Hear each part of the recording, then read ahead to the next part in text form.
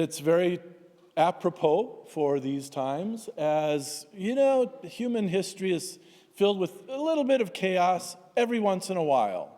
And so we thought it would be interesting to look at how chaos functions in the Old Testament and how the people of faith navigated those very chaotic times. I mean, for instance, the Israelites, they would go from Egypt to wherever they didn't know.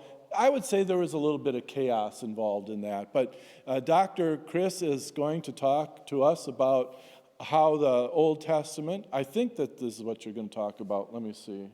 Yes, about how the people of Israel understood chaos in their writings and in their experiences. And so without further ado, I would like to introduce again Pastor Dr. Chris Ruffatto.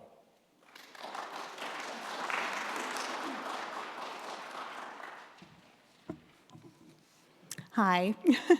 It's really great to be here again. And especially to talk about the Bible, which of course is, my lifelong passion. And today I get to talk about how the Bible informs our faith.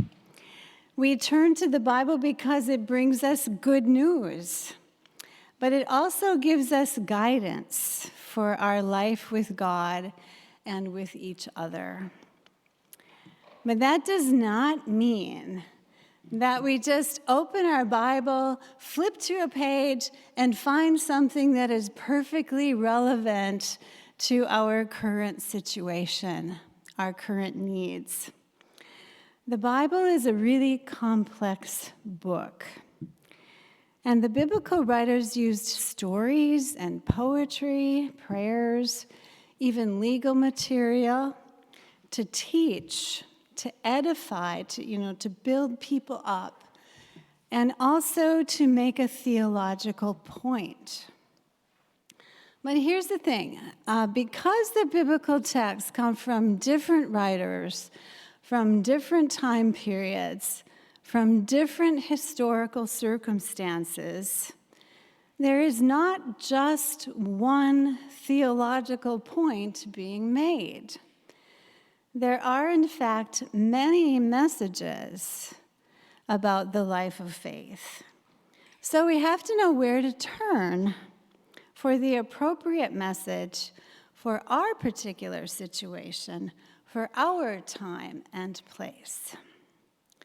For example, in good times, in comfortable times, we may feel with Robert Browning, God's in God's heaven, all's right with the world. There are many biblical passages that proclaim that very thing, that everything is ordered and stable and good. God, our Creator, has everything under control. God's in heaven, reigning in justice and righteousness, and God's people on earth are happy and thriving and safe. All is right with the world. So we have biblical texts, for example, that say, if you just delight in the law and live an obedient and wise life, you will prosper. Everything will be ordered and predictable and reliable. But we know, don't we, that life is not always ordered and predictable and reliable. Sometimes life sucks. Sometimes things spiral out of control. And sometimes it feels more like we are sinking in the mud, like we are drowning. Sometimes our lives, our communities, our nation, even the life of the world seems messed up and chaotic, or things don't make sense anymore. We don't experience well-being, but social, political, economic, and even religious chaos. Something has gone terribly wrong. The Bible knows these times too. And in fact, the Bible is very honest about these times. There are many biblical passages where there are texts, prayers, stories about how the people cry out to God when they are suffering, and they are demanding deliverance. The Israelites often complain to God about their current historical circumstances. They despair that the wicked and the powerful are thriving while innocent people suffer, and they plead to God to intervene in some way, to rescue and to heal, to bring justice. There are Old Testament passages that acknowledge that there are times when all is not right with the world. Times when leaders fail. Times when hopes for justice and peace are crushed. Times when the ravages of war and violence and sickness and disaster destroy people and places. Times when God's ordered world doesn't seem very ordered anymore, but rather seems disastrously out of whack and destabilized by chaotic forces and powers that threaten God's people and even God's very creation.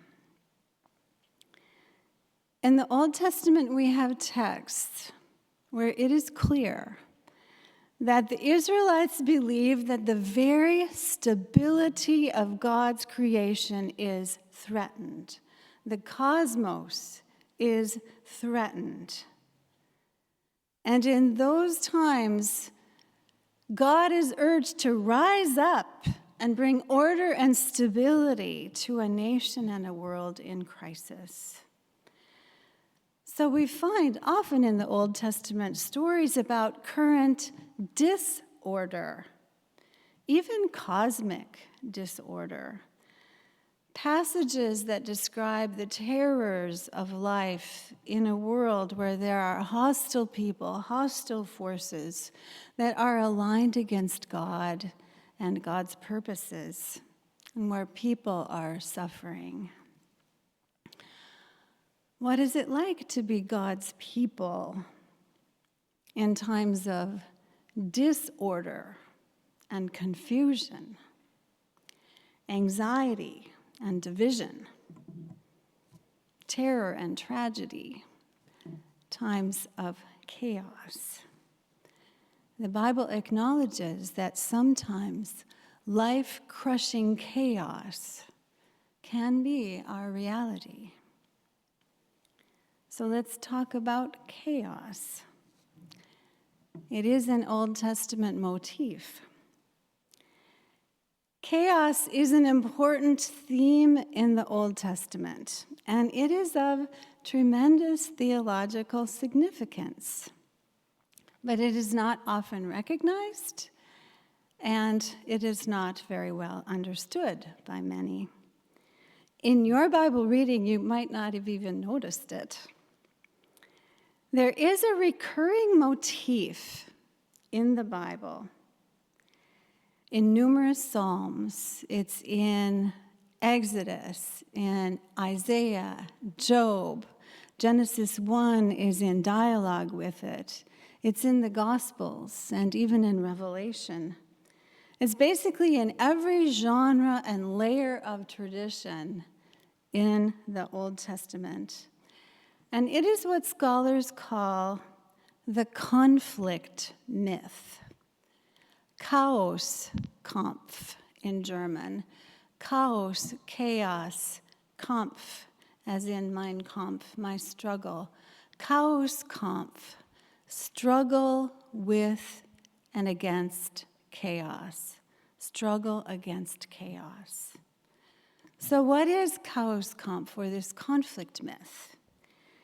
It is a genre of creation story that was widespread in the ancient world. There are ancient Near Eastern texts in Sumerian, Akkadian, Babylonian, Hittite, Canaanite. The Canaanite Baal myth is a conflict myth. So this is a genre of creation story in these ancient Near Eastern cultures that were all around Israel. So what is this conflict myth version of creation? It is the story of the coming into being of the world after a primordial or pre-creation combat between the gods, in which one god, usually a young, strong storm god, emerges as dominant after a battle with other gods who are associated with the sea, which symbolizes chaos. By vanquishing the sea, that is, the forces of chaos, the raging and foaming primeval chaotic waters of the sea, the deep, the abyss, the flood, and the sea monsters associated with it, this victorious young storm god establishes order in creation and secures his power and his eternal kingship. Now, that might have been a little bit much to take in, so let me tell it one more time in just a quick summary again. There are many different versions of this ancient Near Eastern conflict myth, but it generally follows this pattern. There is, first of all, a hostile, chaotic force that threatens the cosmos. It is symbolized by primeval chaos waters, the sea, the deep, the flood, the mighty waters, the abyss. There are gods that are associated with these chaotic waters. But those gods that are not associated with the sea and its chaos feel that they are not able to defeat this chaotic force, and so they decide to turn to a strong young god, Baal, Marduk, so that that young god can fight the chaos and restore creation. So that, well, actually this is prior to creation, so it's not just restoring creation, but making it possible for habitable creation to emerge. So this young hero god, Baal, Marduk, does battle with the sea, or with a monster that represents chaos, some kind of sea monster, often named Leviathan or Rahab. This young god, who is a storm god, defeats these forces of chaos, for example, by slicing in half the sea monster. This is what happens in the Babylonian myth of creation. Tiamat, the goddess of the salt sea, is killed by Marduk, who slices her body in half, throws half of it up and creates the sky with that, and the bottom half then becomes the earth. This is their creation story.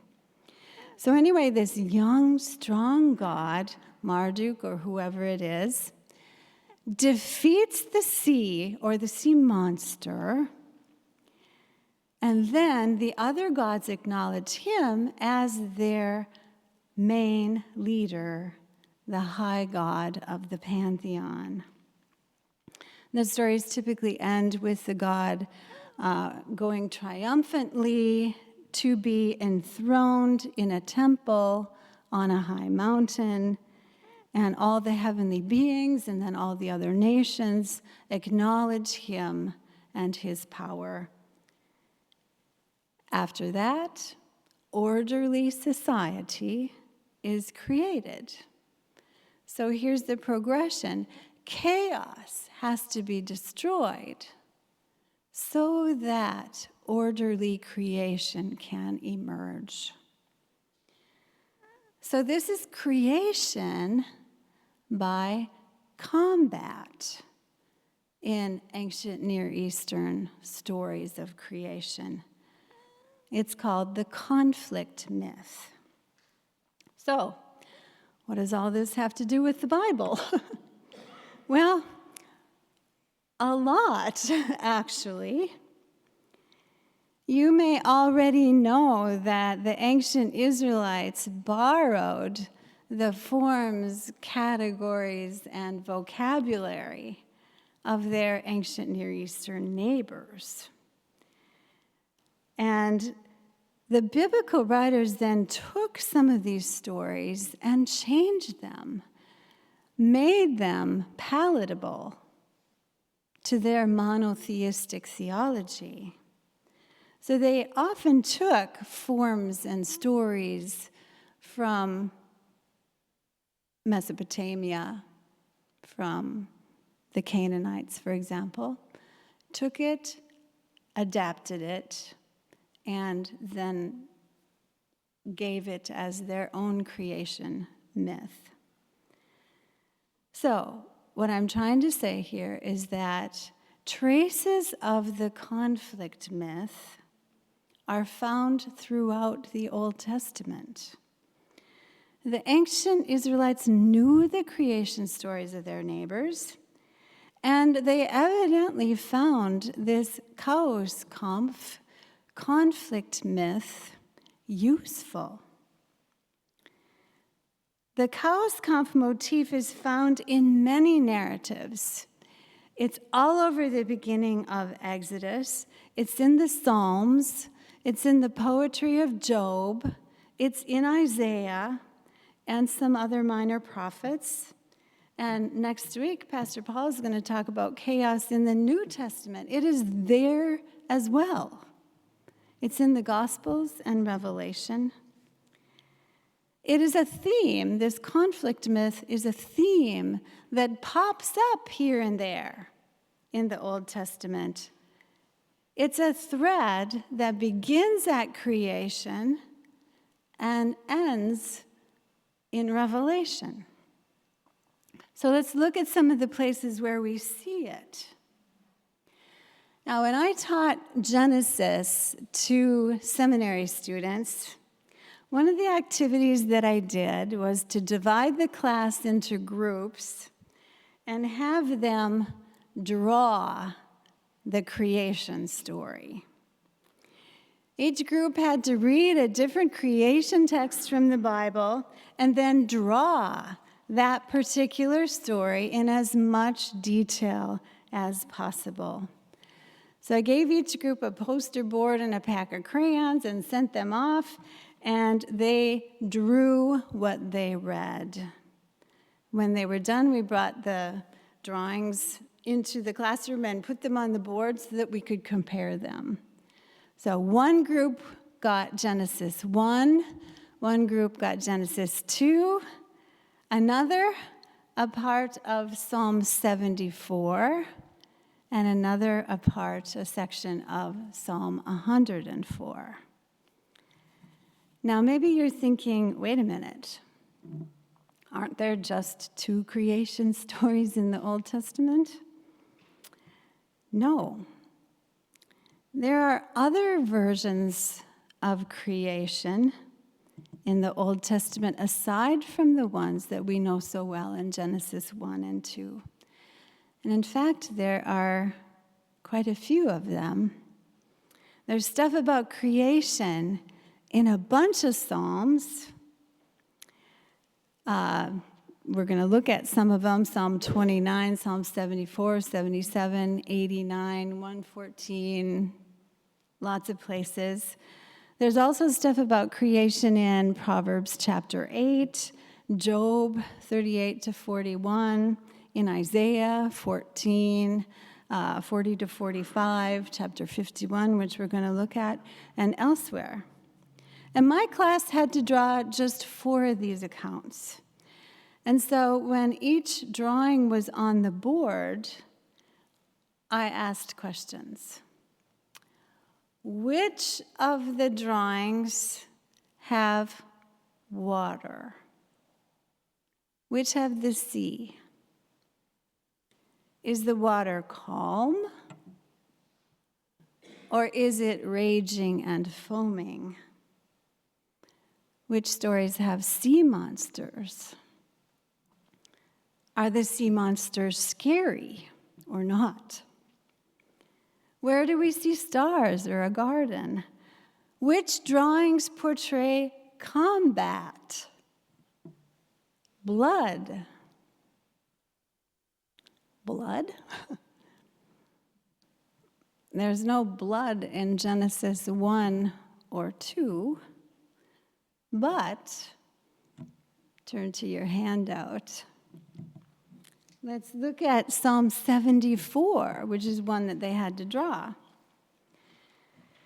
This is creation according to Psalm 74, verses 12 to 17 is the section that we're looking at. This is the Jewish Publication Society translation. O God, my King from of old, from primordial times, who brings deliverance throughout the land, it was you who drove back the sea with your might, who smashed the heads of the monsters in the waters. It was you who crushed the heads of Leviathan. Here we have creation with violence. It is a battle. It's a story about God's power over chaos, using the conflict myth motif. According to this psalm, God subdues the sea, drives it back, fights the great sea monster Leviathan, who represents chaos, and only after Leviathan is crushed is there a description of the orderly creation that God does. Now note, Leviathan here is a sea monster. It also mentions the other monsters. These are not the nice sea monsters of Genesis, who are benign. In Genesis 1, there is a mention of sea monsters, but they are not primordial. In fact, it specifically says that they are created on the 5th day. They are just another part of God's good creation. Not so in this psalm. Here, the waters and the sea monsters in Psalm 74 are threatening and sinister.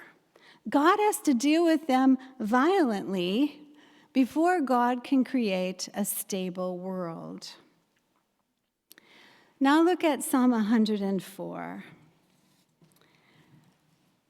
The psalm starts out by talking about creation, how God is clothed in light, God creates the heavens, but then God is described as a storm God. You, God, make the clouds your chariot. You ride on the wings of the wind. Next, the primordial chaotic waters are described, but God rebukes them, and they flee away.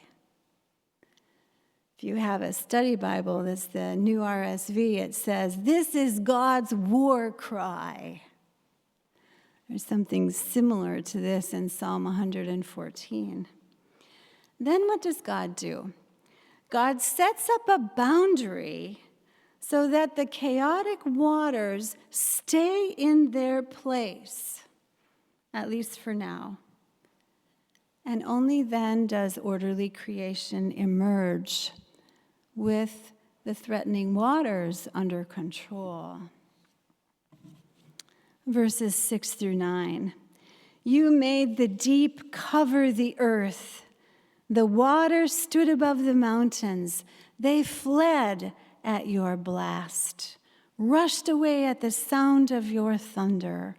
You set bounds they must not pass, so that they never again cover the earth. This psalm does kind of soften the conflict myth in a little way, though, because later in the psalm, when Leviathan is mentioned, it says that he's just a creature that God made to play with. So according to some psalms that talk about creation, there's a kind of watery chaos that precedes creation. This is also in Genesis 1. And Genesis 1 talks about the formless and void, the tohu vavohu. But in Genesis, the waters that God separates, divides, puts in their place, those waters are not sinister. But in these Psalms, like I said, the waters are. So the understanding is that God first has to defeat these raging, seething, chaos waters of some kind of primordial stew. This watery chaos imagery is found elsewhere in the Old Testament too, and it's all over the first part of Exodus. But I want us to look at Exodus 15, which is part of it is on your sheet here. Exodus 15 is one of the most ancient texts in the Old Testament. Here, the Sea of Reeds, or the Red Sea, that the Israelites have to cross over to get into the Promised Land, is described as hostile. The flood, the deep, the chaos waters that God, the storm God, battles and subdues so that Israel can cross over. Here, God is a storm God again.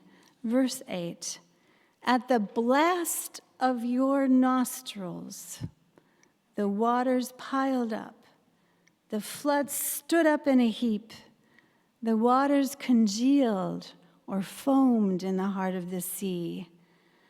But then God blows God's wind, goes into battle, subdues the sea so that the Israelites can cross over. What happens is that the sea comes and goes over Pharaoh's chariots so that they are destroyed. So in Exodus 15, it's actually the Pharaoh that is the chaos monster. The sea, the Red Sea, the Reed Sea, is just the setting for this battle. But the sea here is still hostile. So this is the language of the conflict myth, again. So my point here is that there are a lot of texts in the Old Testament that depict God as a storm God who defeats chaotic waters. Now, maybe as you have been reading your Bibles, you have wondered, why are there so many texts that talk about the waters, the floods, the sea, as though these are dangerous and threatening? Why are there so many references to the deep and to the sea monsters, Leviathan and Rahab? Why do so many psalmists pray, "Deliver me from the deep waters. The floods are sweeping over me. The deep is swallowing me up"? Well, it's not that the Israelites are scared of water. It's not that they don't like the sea. It's not that they're not a seafaring people, so it's scary to them. It's not that there are people living in the highlands away from the sea. But rather, it's because there is a deep theological significance to this vocabulary. It's this ancient motif, the chaotic waters that threaten. So now you can understand all those many Old Testament references, especially in the Psalms, that portray God, the divine warrior, as a storm god, triumphant over mighty waters, having dominion over the floods, mightier than the sea, having power over wind and waves, God sitting enthroned over the flood. Psalm 29, that last one. These are traces of the conflict myth, borrowed by Israel for the telling of its story and to make a point about God. So why use this motif? Why did the Israelites use this motif? The scholar John Levinson writes that the Chaos Kampf motif tended to appear in Israel in times of crisis, when God and God's promises seemed threatened. There were turbulent times in Israel's history where the Israelites felt that God was losing control over creation, over what was happening. God was basically asleep on the job and needed to be woken up. Horrible things were happening to the Israelites, chaotic historical circumstances, and God didn't seem to be on it. The Chaos Kampf motif was apparently useful to the Israelites in these troubled times. And here is a critical thing about this chaos motif. There is the understanding that chaos never really goes away. It was confined at creation, but it was never totally annihilated. The conflict myth never claims that God's victory over chaos is permanent. It understands that chaos is never really defeated. It can be subdued for a time, but it can return. Forces hostile to God can rage again. So in the view of the Old Testament, chaos always threatens and needs to be suppressed. It's never completely wiped out.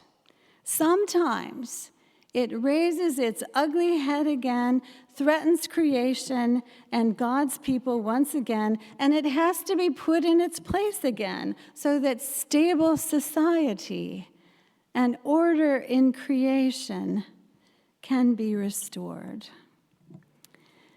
It's in these chaotic historical circumstances, these difficult times in Israel's history, for example, that we have psalms and prophetic poetry that urge God to be the triumphant storm God again. God, restore creation, defeat these enemies. They are threats to the cosmic order. Crush hostile, chaotic forces again. So on your sheet, there are a few quick examples. Psalm 74, Psalm 74 comes from a time of national destruction when the temple was destroyed. And basically the psalm says this: God, what is up with your holy place being destroyed? Why have you allowed this? You defeated chaos, the sea monsters back in the day. But what about now? How long will you hold back your hand? And Psalm 77 starts with a desperate lament, and it's describing some current terror. And then the psalmist asks, are God's promises at an end? Has God forgotten to be gracious? The psalmist then reminds God of God's prior acts of defeating chaos. God, the storm god, before whom the waters trembled and the deep trembled.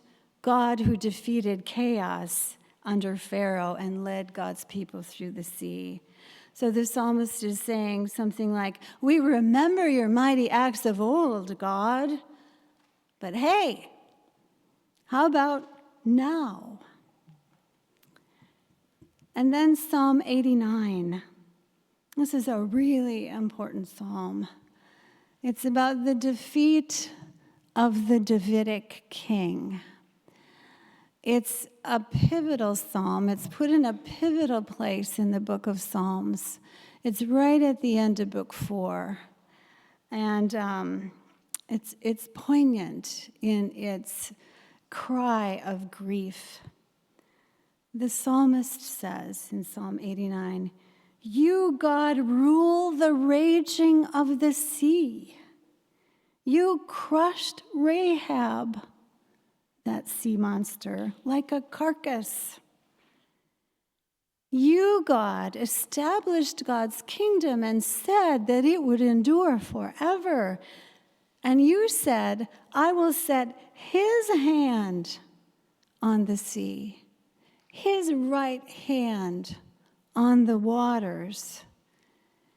In other words, God, you said that David would now be the tamer and the ruler over chaos. And the Davidic throne would ensure stability. But now the psalm rages, you have spurned and rejected David. Your king has been defeated. Where is your faithfulness to David, which you promised? How long will you hide yourself? Obviously, a very chaotic time in Israel that's being expressed. So the Bible is very honest about chaos. Times of social upheaval, disorder, terror, disaster. In biblical thinking, chaos can always pop up again. Ancient Israel understood that God's omnipotence, God's power, sometimes has to be reactivated. When Israel found itself in chaotic circumstances, times of danger, when enemies were prevailing, when leaders were failing, when their society was disintegrating, the Israelites felt the need to remind God to restore and rescue them again. And one of the things they did is sometimes use the conflict myth as a way to get God to remember God's faithfulness in the past, to get God to act again, subdue and defeat chaos again. So we turn to Isaiah 51 on your sheet. Wake, awake, put on strength, O arm of Yahweh. Wake up as in days of old, the generations of long ago. Was it not you who cut Rahab to pieces, who pierced the dragon? Was it not you who dried up the sea, the waters of the great deep? Who made the depths of the sea a way for the redeemed to cross over? You did it once, God. Do it again.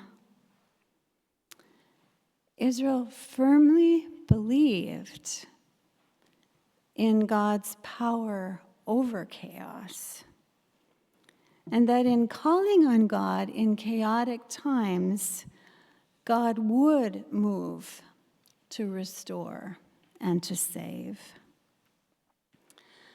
The word of hope for Israel is proclaimed in the many, many passages that assure us with vocabulary like this: God is enthroned above the flood.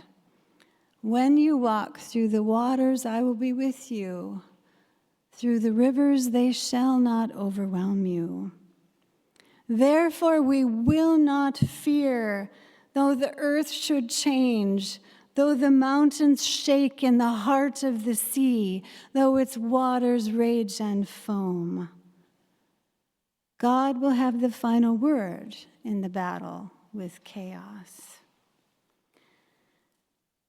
So looking at this chaos motif in the Bible, I think is helpful for us when we go through similar traumatic and unstable times.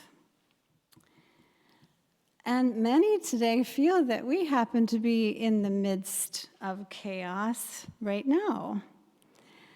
I think that we can all admit that these are not normal times. You know, I just looked at the headlines quickly of a whole bunch of different news agencies over the past 2 days, and it's just like, oh, stocks are tumbling, people are dying, measles is happening, all kinds of things happening all over. You can hardly keep up with the bad news. So we know chaos. It may be our own personal chaos, anxiety, fear, hopelessness. We know, all of us, I think, what it's like to feel that we are trapped, that we are drowning in the depths, that the metaphorical waters are rising up and we don't see any way out.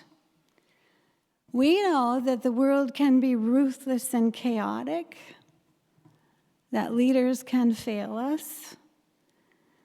It's not an exaggeration to say that even now we have political and economic and social and religious chaos. Much of it is swirling right around us.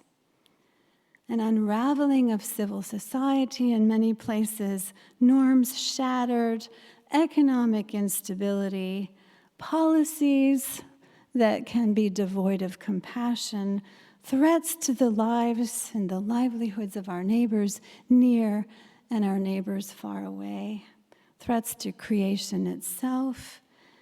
We may feel that we are blundering through a wilderness of a divided and bitter world that seems irretrievably broken.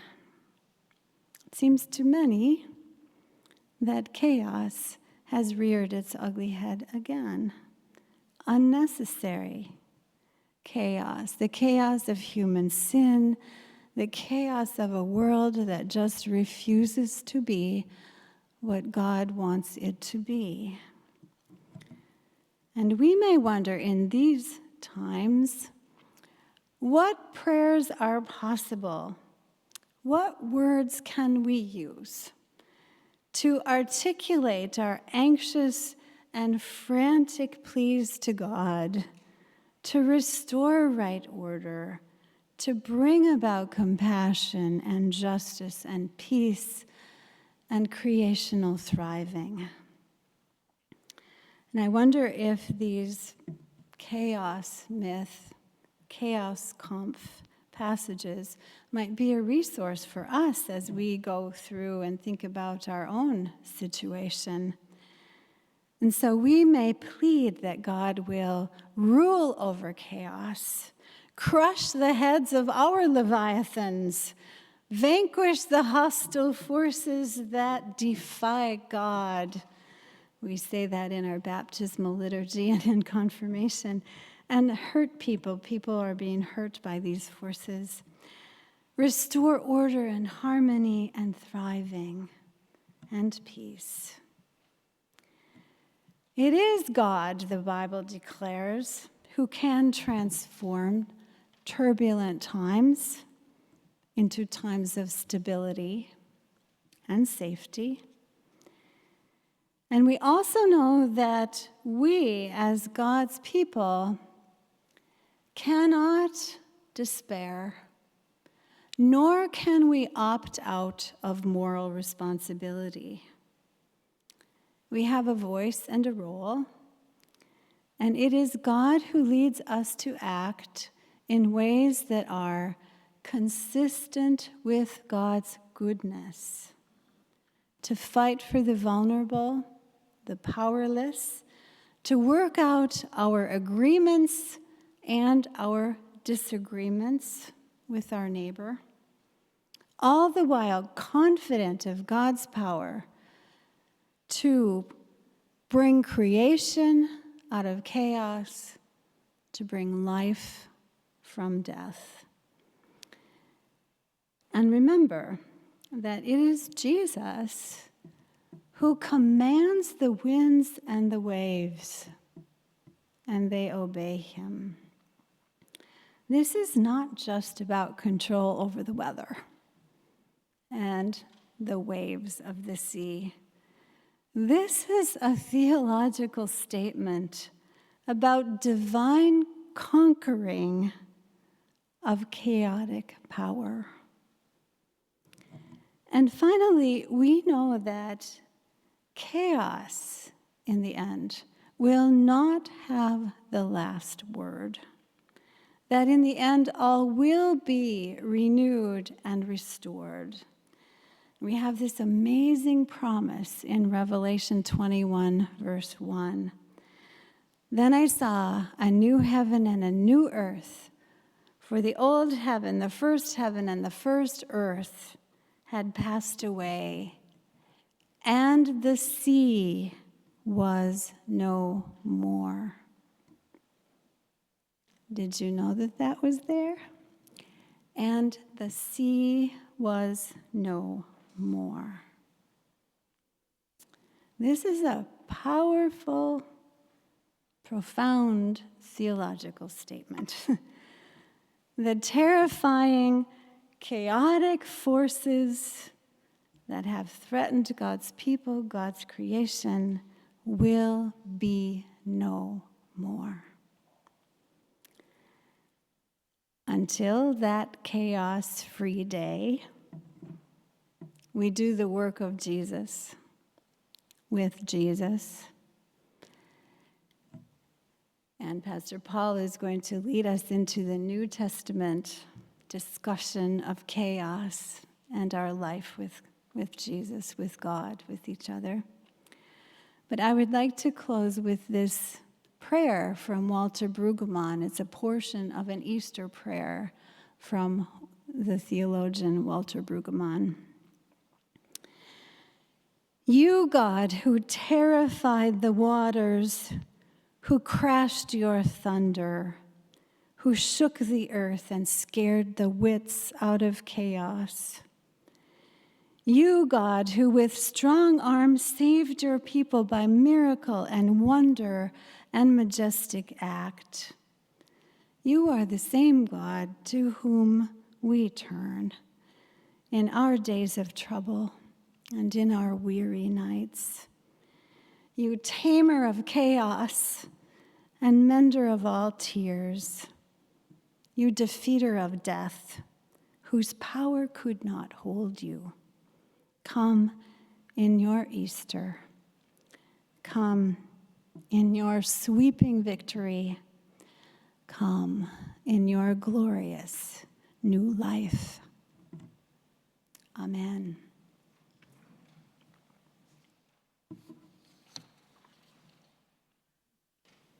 Do you have any questions? Yes, Jerry. As I listen to all of this, I'm trying to get clear in my mind where sin fits relative. I'm trying to understand where sin fits relative to chaos. Is chaos a product of sin? Would chaos exist if sin did not exist as we know it? Is there some intrinsic relationship between the two? Well, that's a complicated question because it sort of depends on which text you are looking at in the Bible. I mean, I did talk about Psalm 89 where, the psalmist is despairing that God was not faithful to the Davidic dynasty. And so we have that in Psalm 89, but we have the whole historical literature, the books of Kings and Chronicles and stuff, that specifically blames the kings for the disasters that come Israel's way and Judah's way. The kings and also the people on another level, but in particular in those books, the kings are blamed. In the prophetic books, the people are blamed, even the priests, for stuff that happens. So it's a complicated question. In the conflict myth, though, there is this idea that there is a pre-existing chaos that only a strong God can crush, the young storm god. Some texts, as we've seen, kind of describe that scenario.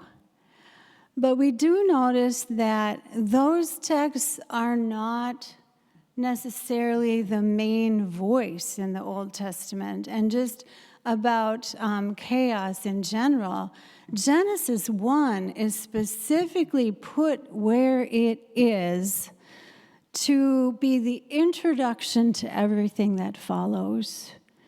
And basically, Genesis 1 is saying that there is not a pre-existing sinister chaos, but just kind of some primordial stew that needs to be organized and separated so that humans can live in an ordered creation. So we have some texts that, might seem like this is some cosmic force out there. We have many other texts that firmly lay the blame on human sin, right? So we don't have one message, is what I'm saying. It depends where we're looking.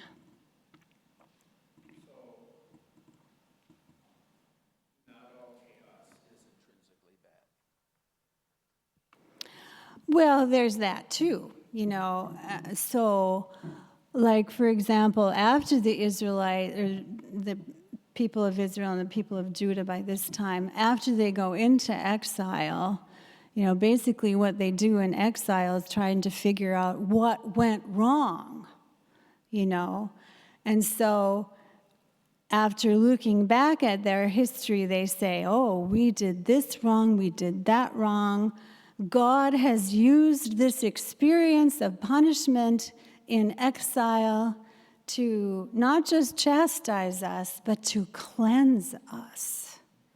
And it's there that, the priestly tradition emerges, and many of the laws are written, and the Israelites, the Judahites that are in exile, codify, their way of life, their rituals in worship and, their legal traditions.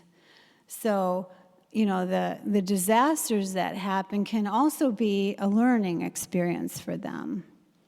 It can be a catharsis, where you go through this punishment and then God steers you into a more faithful way. Sin is always there. crouching at the door. Yes. So how do you wake up God? Well, this is why when we read the Psalms, we see the prayer life of Israel. And they are audacious. The psalmists are audacious in their honesty and their frankness and their closeness to God, so that they say strong things. Wake up. Where are you? Come on. And so the Israelites firmly believed that if they prayed to God, God would hear and God would save. So, but they felt such a close relationship to God that they felt that they could talk this way. Whereas we tend to think that, oh no, we can't talk to God that way. We're like super scared to be that honest and frank with God. The Israelites were not. They so trusted in their relationship with God that they could rail at God. And they expected God to respond. And so something that I've often said is, maybe a lot of times we don't get from God because we really do not ask that hard, We, maybe we need to be better engaged in this relationship that we have in God, where we can call God to task, like the saints often did, like the prophets and, other people in the Bible did. Like Teresa of Avila said, God, it's no wonder people don't like you because you treat them so badly.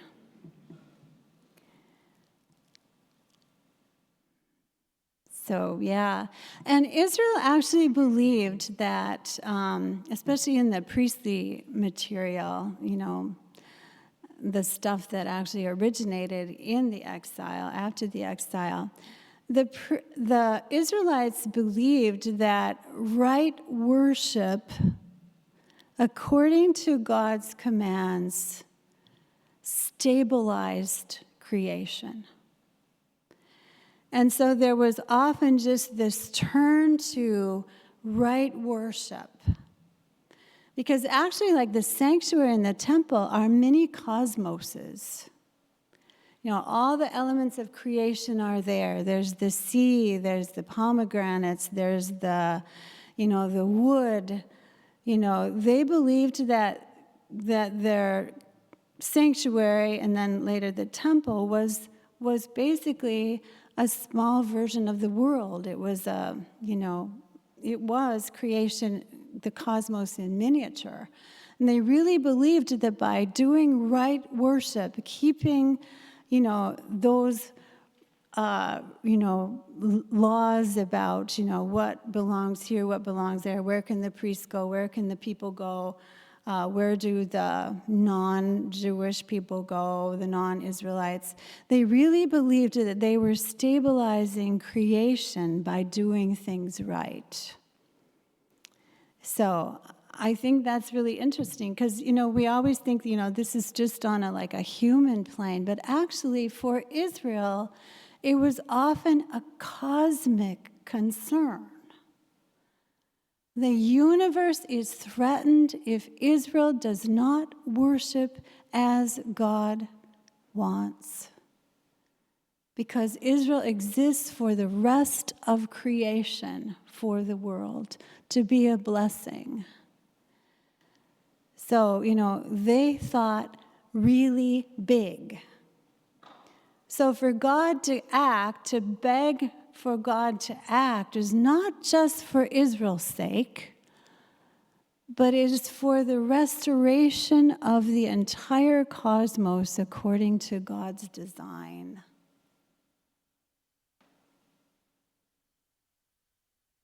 I kind of went off on a tangent there, but I love this stuff.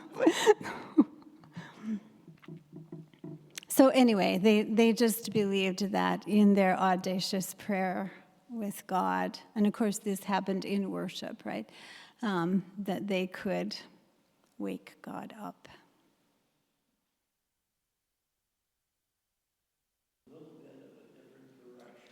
Yes. There's a bit of an irony. I talk loud enough. I don't speak loud enough. Okay. As I was driving over this afternoon on Sirius, I was listening to the opera based on Moby Dick. And when you started speaking of the Leviathan, my mind immediately flashed to the Norwegian maelstrom, the conclusion, et cetera, and so forth. And in literature, you have so many illustrations of this. And then, of course, Shakespeare, he has The Tempest, which is based upon the water. Or Wagner has The Flying Dutchman, which is a horrible story. And, so many directions that can be gone to here. So it's not unique to Israel or the ancient Near East. There's something about the sea. Yeah. Interesting. Thank you for that. Yes, Jerry. One other thing came to mind, and that is the concept of completeness, if you will, that that chaos will be with us presumably till the last day. Yeah. But up until that time, it's like I envision sort of a tug of war. Yeah. You can say the good versus the bad. I mean, you could even think sort of my weak knowledge of thermodynamics, entropy and enthalpy. There's, depending on the circumstance, one or the other will prevail. And so I'm just wondering if that's really what we're, in fact, talking about with chaos as one of the forces that may be in this constant struggle against anti-chaos or whatever you want to use for the opposite. Yeah.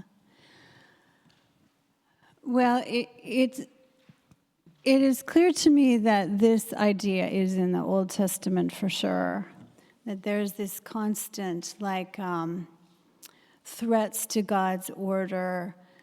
Israel sometimes is in alignment with God and sometimes is the cause of some disorder, right? So there is the sin element.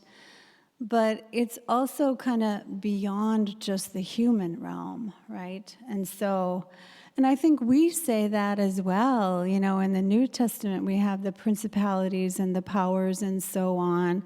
We say in our confirmation and baptismal liturgy, we renounce the devil and the forces of evil that defy God.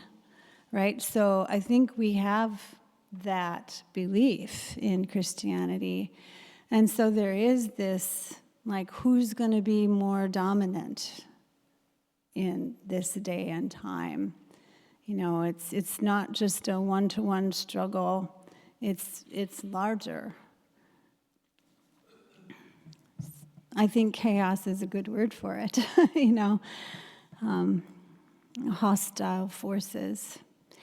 And I don't know if any of you are familiar with the theology of Walter Wenck, but he's got some amazing books that talk about, everything, even institutions, even churches, have a spirituality. So, and the spirituality can be benign, it can be for good, or it can be for evil. And so, for example, you can have an organization, a company, a congregation. The individual members are good, but somehow the larger group can become bad, can become aligned with evil. So there's something kind of beyond the individual human thing that can happen. And it's really interesting. So he says we have to recognize those powers, call them out, and engage them. I think that's really helpful. What does chaos look like?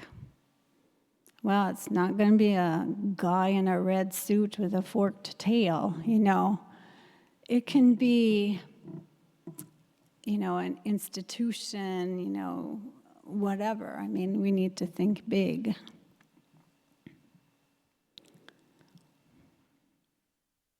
Yes. Well, Done. if you want to continue, Chris, please do so, but it is 6, so Okay. 6:10.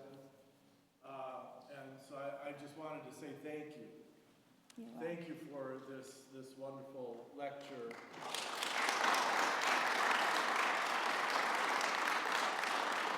Thank you. I'm sorry I couldn't be here for all of it because I had my own chaos. I was teaching confirmation. And I was particularly struck by you, Jim, and your breadth of knowledge and your being able to connect so many things. Where did you go to college? Oh, I thought it was the University of Minnesota. Darn. Pat. Oh, yeah. So that's how knowledge is through Pat. So thank you all for coming out on this beautiful evening. And we'll hope to see you again next week when we hear from Pastor Paul to continue this discussion and the Bible and chaos and how we live lives of faith throughout. So thank you and good night.